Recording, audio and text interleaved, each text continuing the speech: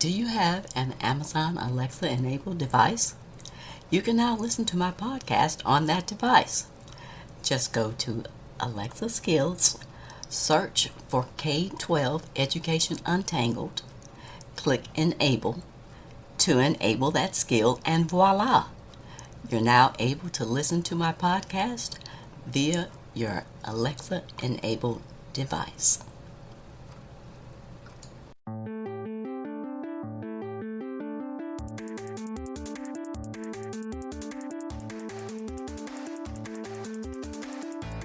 Welcome to another episode of K-12 Education Untangled. My name is Dr. Kim Fields, former corporate manager turned educational researcher and advocate, and I'm the host of this podcast. I got into this space after dealing with some frustrating interactions with school administrators and educators, as well as the micro-discriminations that I faced as an African-American mom raising my two kids who were in the public school system. I really wanted to understand how teachers were trained and what the research provided about the challenges of the public education system. If you're looking to find out more about current topics in education that could affect you or your children, then you're in the right place. On today's episode, I'll be discussing government funding of U.S. K-12 schools. National, state, and local governments fund the public school system, but do we know how that money is allocated or used? Is there a way to determine this? What about state lottery money? This is an example of alternative funding, but how much of the money actually gets directed towards schools? With all of the monies that are poured into the public school system, is academic achievement, excelling, and equitable? I'll explore these topics on this episode of the podcast. The American public education system, comprising primary and secondary schools, receives over 90% of the funding from state and local governments. The formulas that states use to fund schools has recently come under fire and has been the subject of lawsuits. For example, in 2017, the Kansas Supreme Court ruled that the legislature's formula for financing schools was unconstitutional because it didn't adequately fund education. Of course, less funding means a smaller staff, fewer programs, and diminished resources for students, all of which are common school problems. Additionally, a 2021 report from the infrastructure reportcard.org indicated that close to a quarter of all U.S. public schools are in fair or poor condition, and that 53% of the schools need serious renovations and repairs. School facilities represent the second largest sector of public infrastructure spending after highways. Public school buildings are not only used for educating children, but are also used for community meetings, emergency centers, and shelters.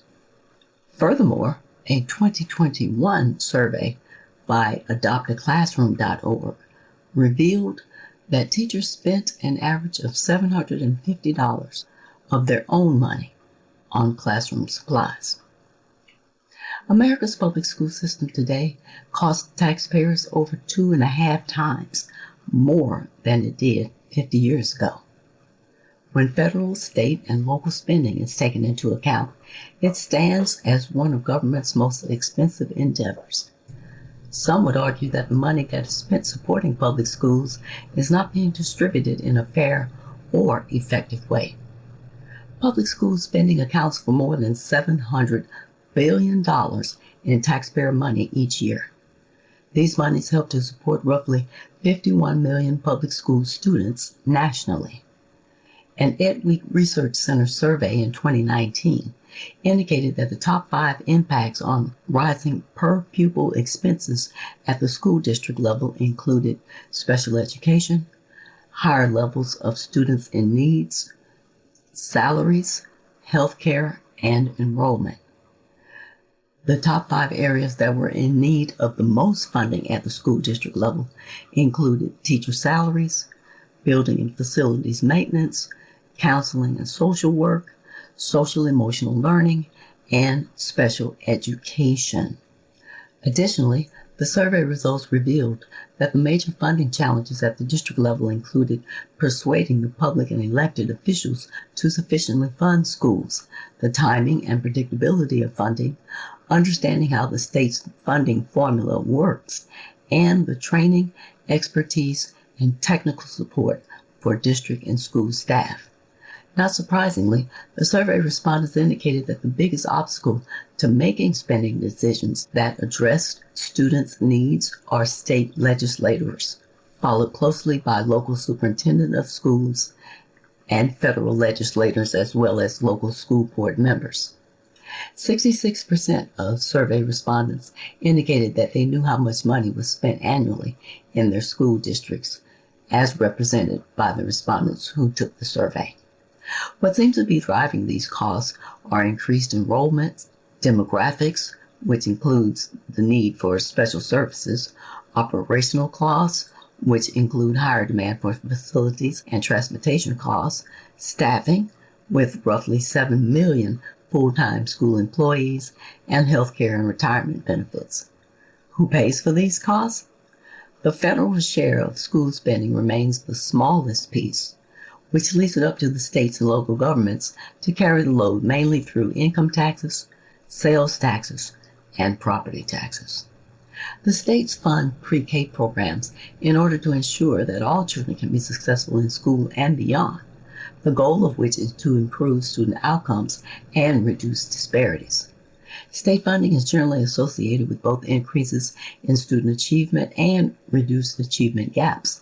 The effect of the funding tends to be stronger in states that provide targeted pre-K access to low-income or at-risk students, and mandated quality standards seem to only improve overall achievement in states that provide universal access to pre-K.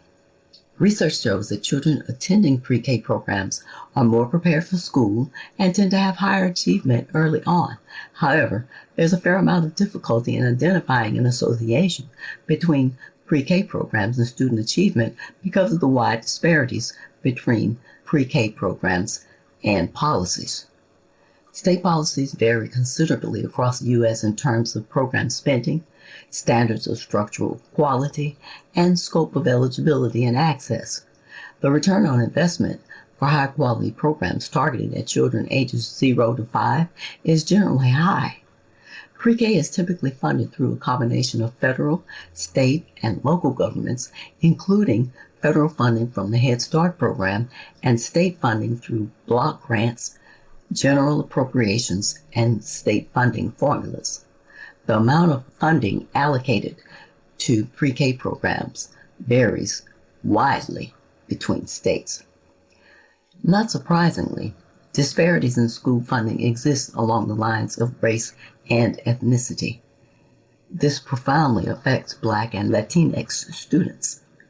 As the number of Latinx students increases, per pupil spending and revenue decrease, respectively, by about 4% to 7% for districts that are 100% Latinx compared to those that have few or no Latinx students after controlling for poverty.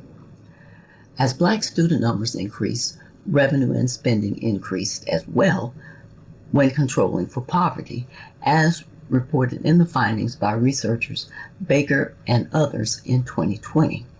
Latinx students make up over 25% of public school enrollments in the United States, compared to less than 15% for Black student enrollments. There's a strong correlation between wealth, income, and race, which has a lot to do with the function of policy creators over time, establishing and reinforcing racially and economically segregated housing, which is strongly linked to local school district boundaries and attendance areas. Black and Latinx families are disadvantaged by state school finance systems. A district that is 100% Latinx is nearly 2.5 times as likely as a district that is 0% Latinx to be financially disadvantaged. When not controlling for poverty, a 100% Latinx district is nearly 30 times more likely to be financially disadvantaged.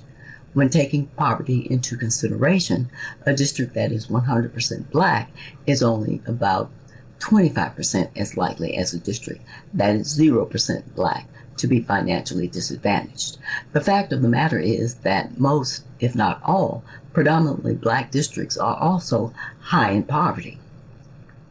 When not accounting for poverty, districts that are predominantly black are nearly 20 times as likely as districts with no black children to be financially disadvantaged.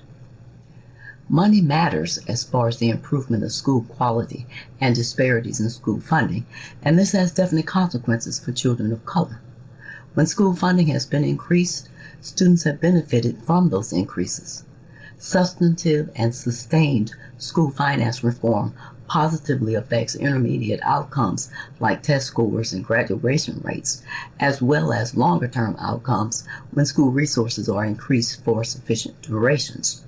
When school funding has been cut, it's the students who suffered the consequences. And when these cuts have been made, they impact districts serving larger shares of children from families in poverty more significantly. It would seem prudent that the federal policy regarding funding of public schools should consider measuring racial disparities as a condition for participating in a new expanded federal aid program. The federal government can pressure the states to mitigate racial disparities in funding. Evidence supports the fact that a significant portion of the interstate disparities identified in the study by Baker and others in 2020 resulted from a lack of state effort, not a lack of state capacity. School district procurement is another important consideration when discussing public school spending. In the scheme of school spending, purchases make up about 20% of the district's K-12 expenditures according to federal data. Procurement offices oversee everything from curriculum materials, digital devices, wireless access, transportation services contracts, and professional development and training contracts for teachers. Currently, the cost per pupil that American schools spend on things like services, textbooks, and debt is roughly $14,000 per student. Earlier in the podcast, I asked a question about where the lottery monies are used and how they support schools. State-sponsored lotteries have become increasingly popular as an alternative funding source for K-12 education. However, there seems to be a gap between the lottery's promoted benefit to public K-12 schools and the actual fiscal support that they are supposed to provide. Lotteries generate on average less than 3% of total state revenues, yet they are the most visible and most controversial revenue-generating activity the state governments participate in. 20 years ago, the average American spent more money on lottery tickets than reading materials or movie tickets. State lotteries have been marketed to the public as a mechanism to offset the rising costs of public education. Although revenue generated from lotteries in the U.S. has grown rapidly, the actual percentage of lottery contributions that go directly to state budgets is quite minimal. State lottery revenue is typically allocated into three categories. 1. Lotteries for non-education programs. 2. General fund lotteries. And 3. Public education lotteries. The monies for programs other than K-12 public education include funding local transportation, economic development, juvenile detention facilities, and prison construction. Some states, like New Hampshire and New York, earmark over 30% of the lottery's total revenues to the K-12 public education programs. Interestingly, an allocation pattern for using lottery revenues that has had the greatest negative impact on public K-12 education revenues has been the trend to direct lottery dollars to public higher education and scholarship programs.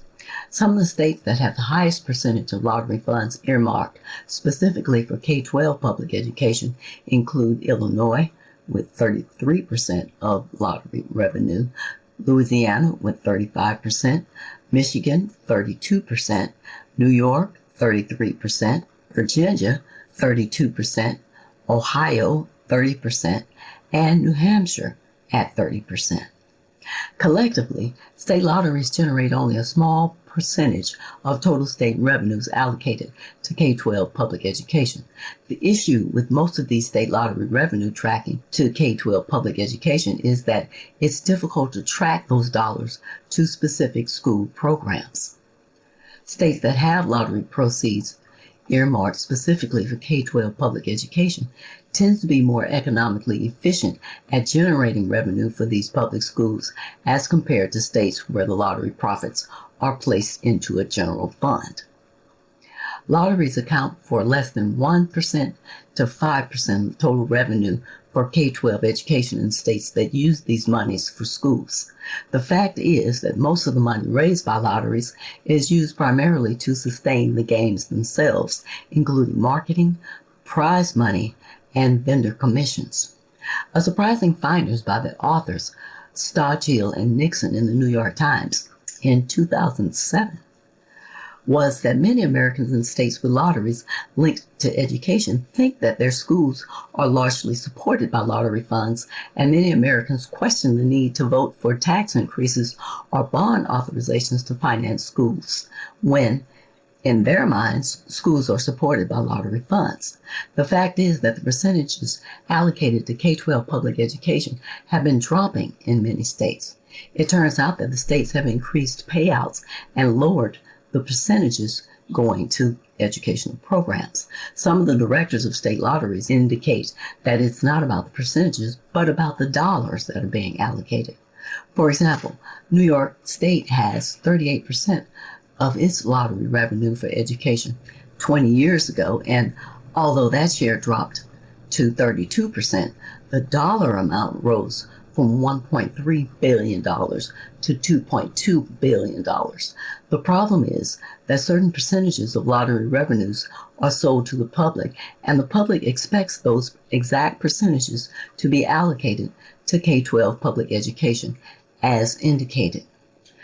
Since funding public education is typically done at the federal, state, and local levels, there may be little actionable steps that you can take as parents of children in the K-12 public school system other than just being aware about the policies and budget wrangling that goes on in order to fund the schools. There just seems to be a struggle to fund public schools in support of academic achievement for all students.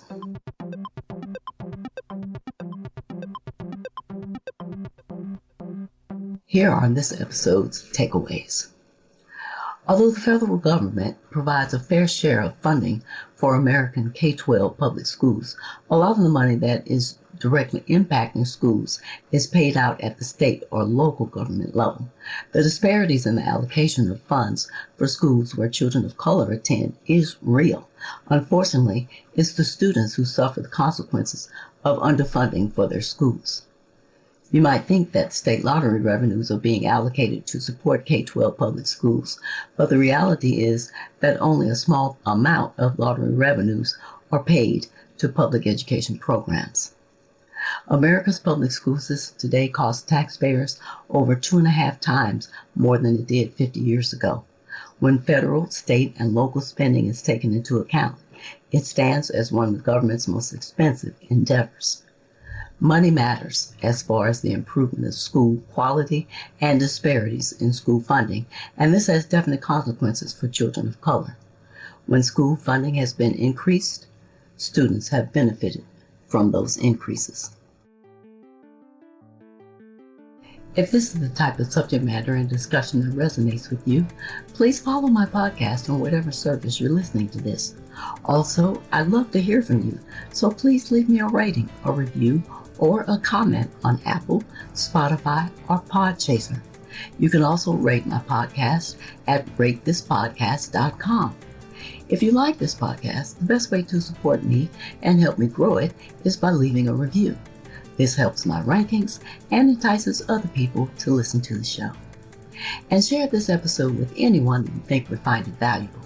Be sure to tell your friends, family, and community about my podcast. I'd really appreciate it if you would recommend my podcast to a friend directly on Twitter and to mention my show in your tweet. Additionally, connect with me on Instagram and Facebook with the handle Kim J. Fields. Thanks for listening today.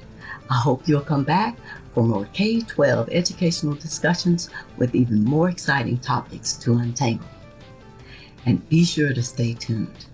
On the next episode of my podcast, I'll be discussing learning loss and absent students. Until next time, aim to learn something new every day.